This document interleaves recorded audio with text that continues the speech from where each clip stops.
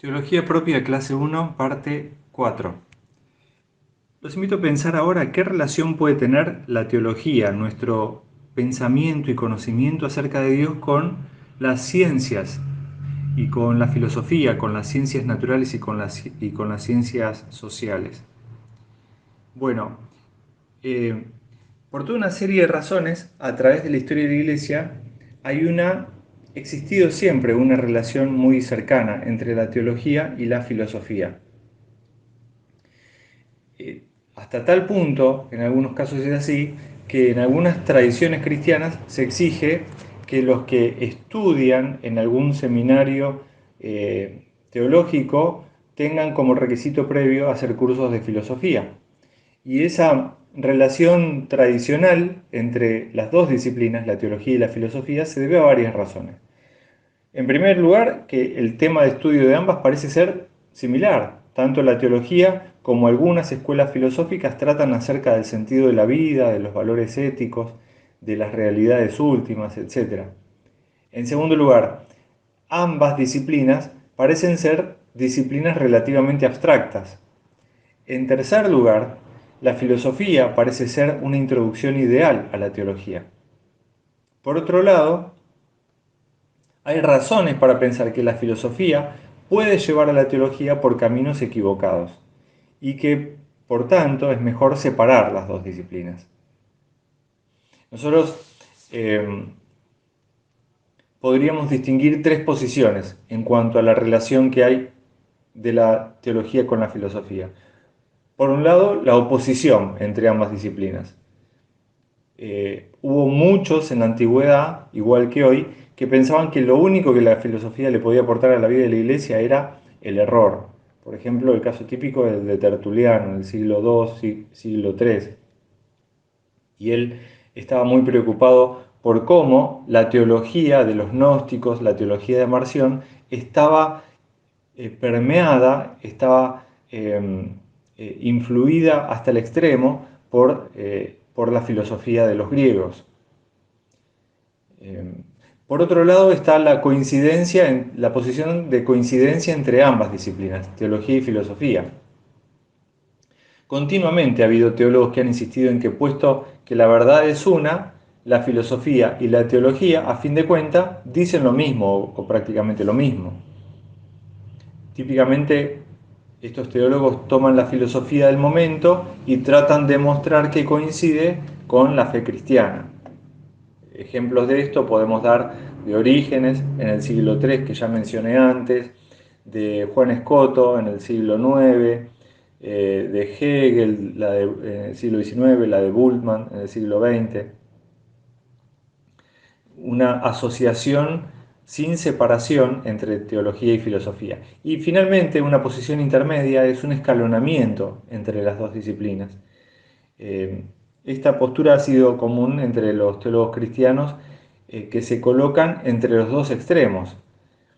Y se trata de escalonar la filosofía y la teología, de modo que la primera parece servir de introducción a la filosofía, parece servir de introducción a la teología. Por ejemplo, Justino Mártir, los primeros siglos, o Tomás de Aquino en la Edad Media. En cierta medida, la manera como nosotros concibamos la función de la teología determina cómo también concibamos su relación con la filosofía. Porque si la teología es antes que nada una explicación de la realidad, es fácil confundirla con la filosofía, que es una de esas explicaciones. Si la teología es antes que nada una apología, la filosofía cobra especial importancia porque se vuelve el puente para convencer a los no creyentes de la verdad en la fe cristiana. Eh, si la teología es una crítica de la vida y de la proclamación de la Iglesia, la filosofía no es más que uno de los muchos elementos del mundo en el cual la Iglesia vive y donde tiene lugar su proclamación. Y por lo tanto, entonces, tiene mucha relación con la filosofía, con la teología. Ahora, miremos la relación de la teología con las ciencias físicas y naturales. A partir del siglo XV, en el mundo occidental hubo toda una serie de descubrimientos que revolucionaron la manera en que se concebía el universo. Porque ya no era el Sol el que giraba alrededor de la Tierra, ya el mundo no se limitaba a tres partes que antes se habían visto como un reflejo de la Trinidad, que era Europa, Asia y África. Ahora se comenzó a entender la enfermedad de un modo diferente, se descubrieron los microbios, las hormonas, los genes. Desde los espacios interatómicos a los espacios interestelares, las ciencias naturales como la zoología, la biología, la física, la astronomía y otras nos abrieron el horizonte y revolucionaron nuestro universo. Y esto muchas veces trajo conflictos con la teología, y sobre todo con esa teología que se veía a sí mismo como una interpretación de la realidad. Si, por ejemplo la teología sabe que el Sol y todos los astros giran alrededor de la Tierra, tendrá que oponerse a las nuevas ideas astronómicas. Si sabe que las enfermedades se deben únicamente a demonios, no podrá aceptar la medicina moderna. Si sabe que Dios hizo al mundo en exactamente 6 días, no podrá entender ni aceptar los descubrimientos de la paleontología. Así que el modo en que nosotros veamos la relación entre la teología y las ciencias naturales va a depender del modo en que veamos la función de la teología. Si es una descripción de la realidad, el conflicto con las ciencias naturales va a ser inevitable. Si es sistematización de la doctrina cristiana o una defensa de la fe o crítica de la proclamación de la Iglesia, ese conflicto va a ser diferente o directamente no va a existir. Pero es importante remarcar que la teología sí se interesa en las realidades físicas que las ciencias naturales estudian, porque doctrinas como la creación, la encarnación y otras indican que Dios sí se interesa en el mundo físico y en el cuerpo humano. Por eso, la teología también tiene que interesarse en ese universo y tiene que tomar en cuenta lo que las ciencias físicas y naturales nos dicen acerca de él. Hay una frase tradicional que se usó por mucho tiempo para expresar la relación entre la teología y las demás disciplinas, y es que la teología es la reina de las ciencias. Y esto se justificaba afirmando que, ya que la teología se ocupa de Dios, quien reina sobre el universo, la teología tiene que reinar sobre todas las ciencias que se ocupan de las criaturas.